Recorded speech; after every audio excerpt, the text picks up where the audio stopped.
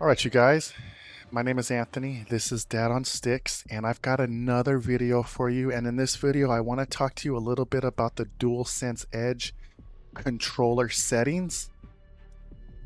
This is not a in-game controller setting, okay? Like, we're not going to go into Battlefield 6 into the controller settings. We're going to make a mention of one thing, but this is focusing mostly on the controller settings. So if I go down here to the DualSense Edge wireless controller in the PlayStation menu and I click on controller settings, that's what we're going to talk about here with this controller, okay?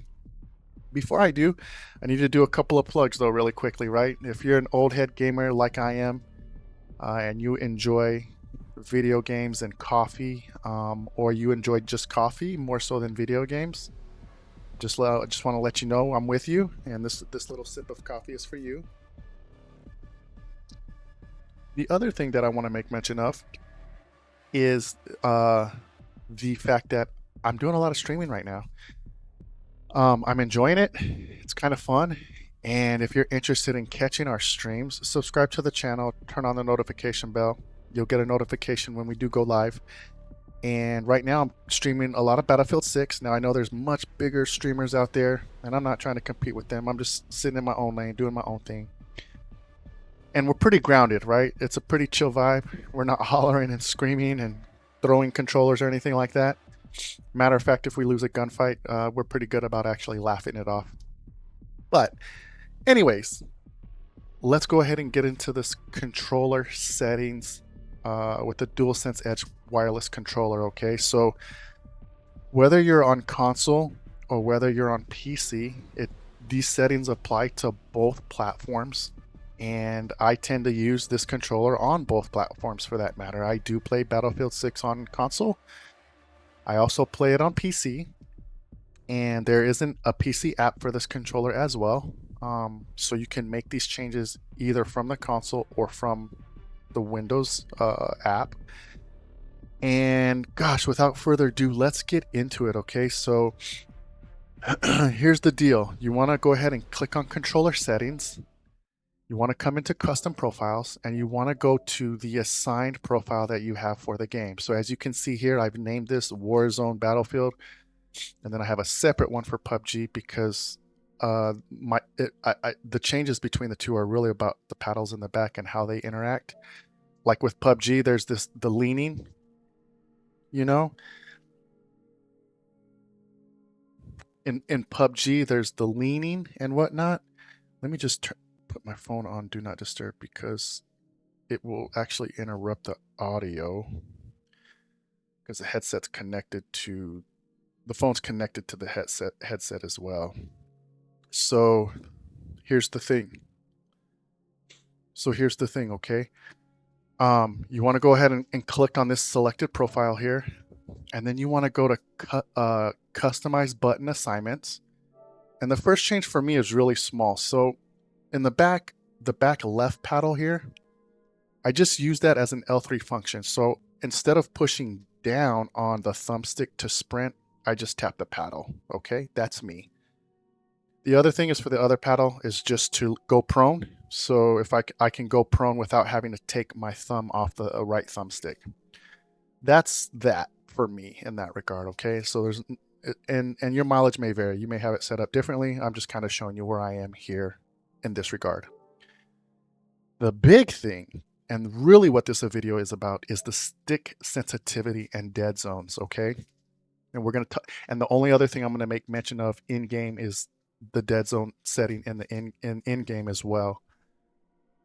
But here's the deal.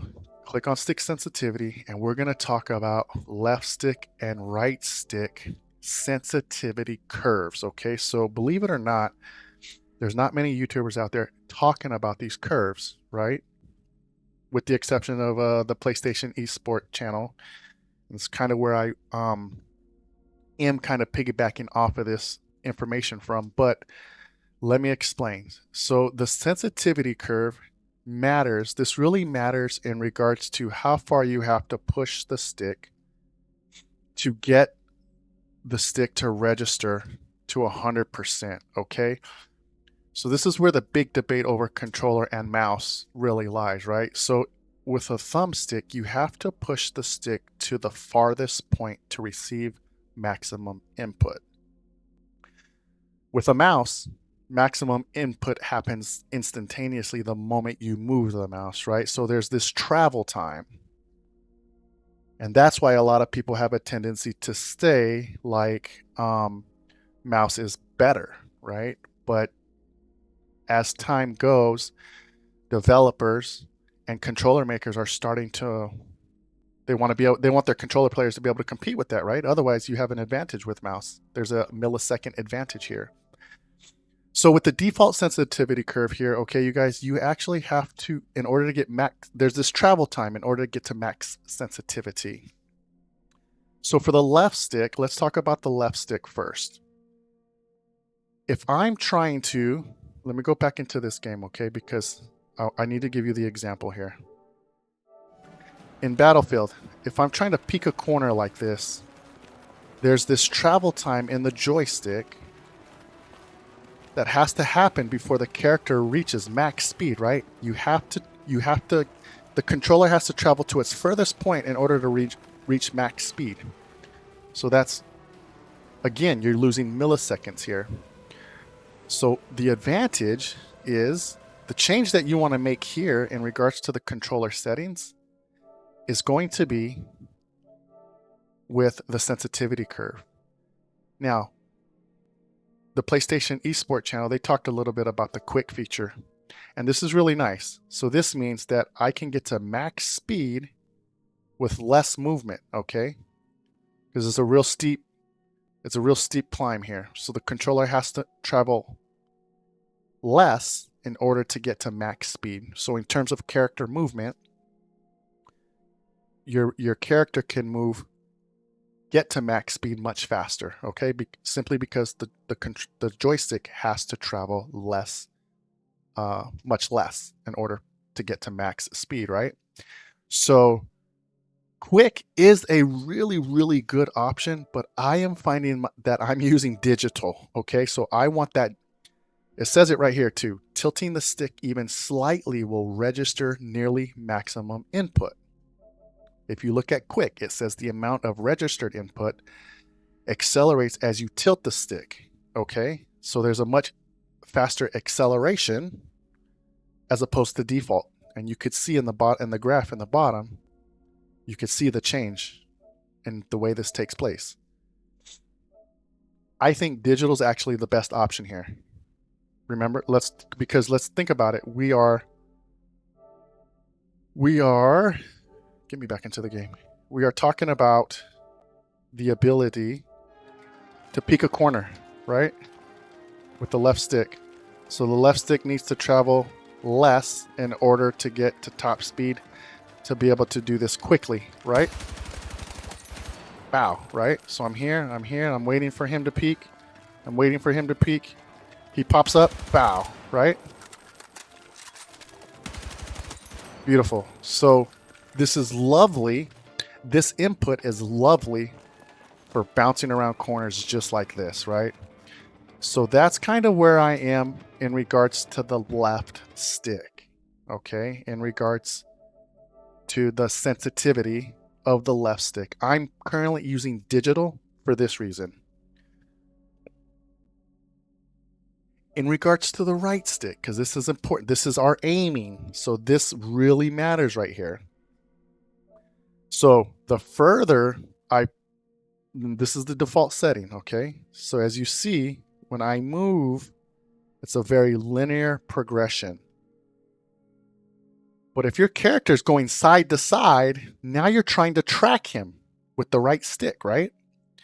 And so if he's moving side to side, because he's using a digital default setting, he's got a competitive controller as well, right? He's going to be hard to track with the right stick. It's going to be hard to actually track him at this default setting. So what I am using is the precise setting. Now I can track him nice and easy, right? I don't have to throw my stick all the way to the right. If he's bobbing and weaving like this, I just need to move my stick slightly in order to track him. And there's less movement, right? Now, this is the digital is actually the closest setting to a mouse, right? The stick will register nearly maximum input. Now, I'm an old head. My motor skills are slowly declining. My reflexes are slowly declining. This setting isn't for me in regards to aiming, but it is for the character movement, okay?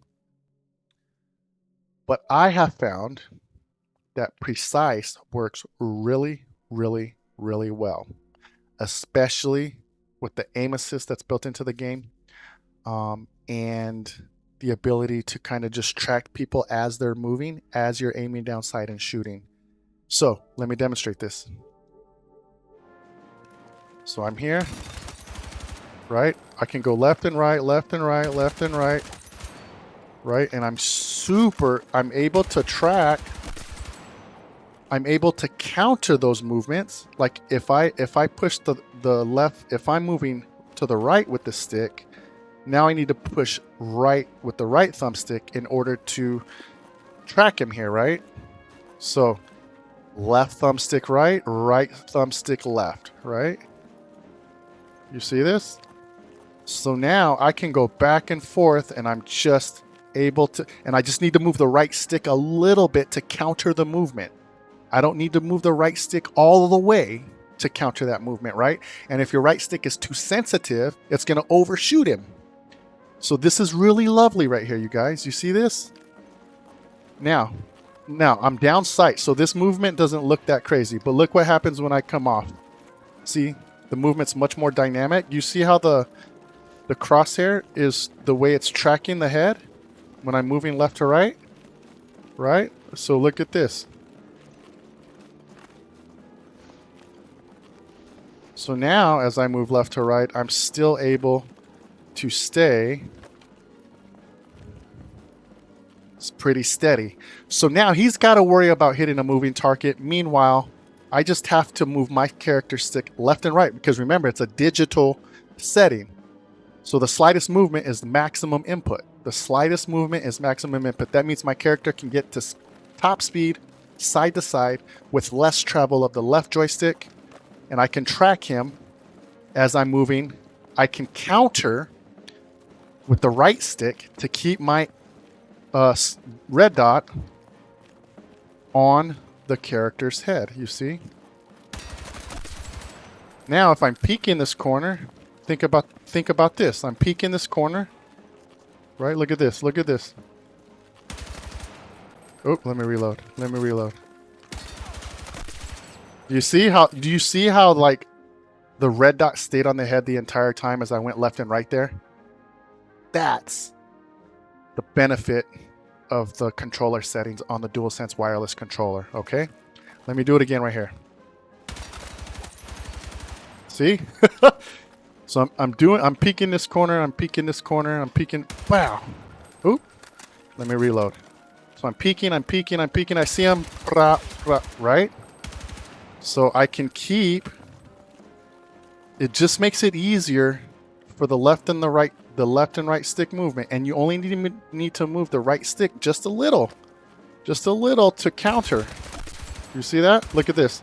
Let me go downrange. Let me go downrange a little bit further because that guy's really close. You see it? Left and right, left and right, left and right. You see? I keep moving. I keep moving. Left and right, left and right, left and right, and I can track who I'm shooting with just countering with the right thumbstick just a little bit. See it here? So I have found that these settings work amazing. So now, again, if you want a little bit more of a sensitivity on the right stick, again, your mileage may vary. You may find that you want a little more sensitivity here on the right stick. And then of course you got these options, right? Quick might be an option for you. I think steady is probably the least favorable here, but there's digital and then there's dynamic. But I think digital in regards to the right thumbstick is the closest input you're going to have to compete with a mouse, right? You got the PC guys. Remember, digital input registers nearly maximum input with even the slightest movement. That's what a mouse does, right? So it really is about travel time in regards to the thumbstick. So anyways, these are my settings, you guys. This is kind of what I'm using. Your mileage may vary a little bit. Now, again, we don't want any dead zones, okay? See, if my dead zone is 14%, that means my controller needs to travel 15% before there's any registered input. That's bad for us, okay? And so we want to make sure that our dead zone adjustments are 0. And then again, the last thing I want to make mention of is going to be in game, okay? So we need to go to our controller settings. And the one thing that we want to avoid here is going to be the acceleration, okay? So remember, we want consistent movement with our sticks, consistent, dependable movement on our joysticks. And if this is turned up too high, that it's going to ramp up, right? So you move the controller halfway, it's going to speed up as you get to that halfway point. So this is the only thing I want to make mention of in regards to the games in controller settings. Make sure you turn that down all the way. And then, of course, down here in regards to, I think it's going to be control settings. Oh, no. Hold on. Controls, nope. Infantry. It was going to be the, down here, UI control mapping. No. Shit, where did it go? It was just the controller tuning. Oh yeah. So again, left, like we want 0 dead zones, okay? Make sure you have 0 dead zones for your right and your left controller stick.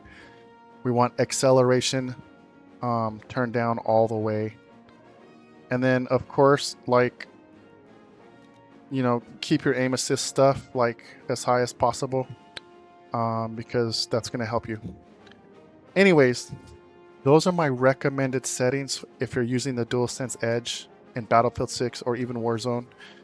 Those curve adjustments are huge, man, especially if you're in a gunfight with a PC guy, right? Who's on mouse and keyboard. This kind of levels the playing field a little bit in those head-to-head gunfights against those guys. So that's all we have in regards to the DualSense Edge controller settings. Also, you'll notice I'm using the Sony H92s, the InZone H92s. I'm not going to talk too much about that, but if you're on PC, let me go ahead and switch this over here. If you're on PC, all you have to do is, let me just switch my input really quickly. You can make these changes in the PlayStation Accessories app, okay? You can do all the mapping here on your DualSense Edge. Just bring that up. So you would just have to plug the controller in. So let me go ahead and do that. And once the controller's plugged in, you'll have the ability to customize the controller here, okay? So anyways, you'll just click on the thing, you'll edit it, right? And button assignment, stick sensitivity, all that stuff is here in Windows as well. So, a little bit long-winded here in terms of explanation. Hopefully I made it really clear in terms of the sensitivity options for the left stick and the right stick. This is really going to help you in some gunfights, especially with shifty characters and peeking corners, right? This video is really based on those two things. Keeping a steady aim on a guy who's moving left and right quite a bit, right? For a guy who's moving left and right, being able to track him, right? And then peeking corners as well, right? So this video was mostly about the sensitivity settings in regards to those two things in the game. All right. Hopefully I made my point and I didn't repeat myself too much. That's all I have for you in this video. Thanks for watching. Peace. By the way, I'm about to stream as soon as I get this video uploaded, so don't forget to subscribe and hit the notification bell. We'll see you soon. Peace. Sorry it was so long-winded.